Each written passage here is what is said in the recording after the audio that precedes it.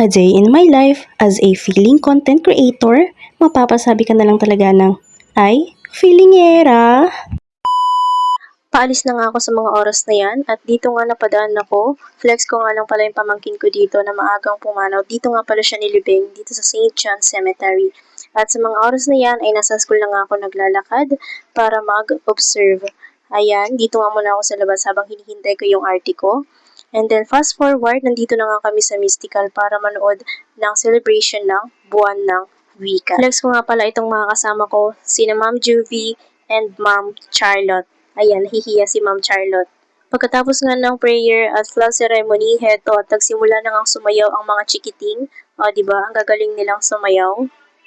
Ako noon nung kabataan, nung bata pa ako, hindi ako ganyan. Andun ako sa kalsada, murmuryot, chares. Ngayon naman ay dumako naman tayo dito sa bayang pagbigkas from high school to college department. Ayan, hindi ko na nga pala ipinulit ang video na ito para hindi masyadong mahaba.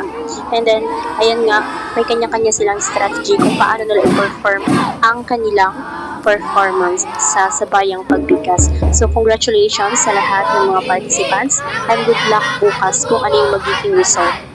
Ayan, napakagaling po ninyong lahat. Ito naman ang college department for sabayang pagbigas. Ang full video ng bawat department ay na-post ko na nga pala kanina. You can check on my previous posts. Louder please. Tanggalin ang korupsyon sa lipunan! Tanggalin! Tanggalin! Hindi layaw! Laya! Laya! Nasaan ang laya?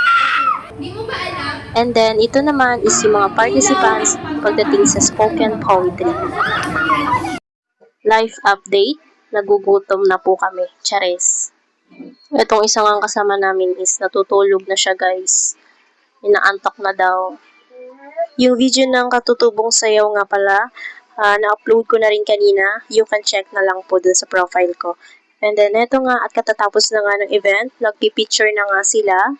Ayan, hanggang dito na lang. Bye-bye!